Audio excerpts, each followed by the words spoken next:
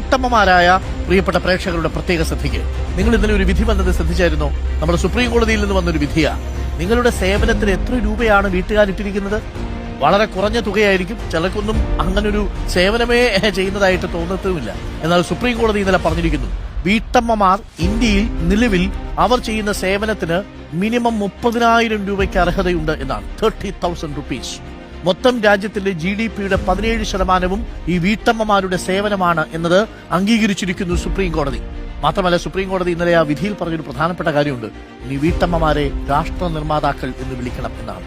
നാളെ എന്നൊക്കെ വിളിച്ചുകൊണ്ടിരിക്കുന്ന ചില ആൾക്കാരുണ്ടല്ലോ, അത് കേൾക്കുന്ന സമയത്ത് എന്തൊരു ഡിസ്ഗസ്റ്റിംഗ് ആണ് അല്ലേ? അങ്ങനെയല്ല കേട്ടോ, അവർ രാഷ്ട്ര നിർമ്മാതാക്കളാണ് എന്ന് സുപ്രീം കോടതി പറഞ്ഞിട്ടുണ്ട്. അപ്പൊ നാളെ രാവിലെ ഇതിന്റെ കളിയാക്കാൻ വേണ്ടിയിട്ട് രാഷ്ട്ര നിർമ്മാതാവേ വരൂ എന്ന് പറയരുത്. അവരെ അല്പം ബഹുമാനത്തോടു കൂടി അവർ ചെയ്യുന്ന സേവനങ്ങളെ വിലമതിക്കുക എന്നതാണ്. 30,000 റുപ്പീസ് ഒരു മാസം എന്ന നിലയിൽ നിങ്ങൾ കണക്കാക്കി കൊടുക്കണം.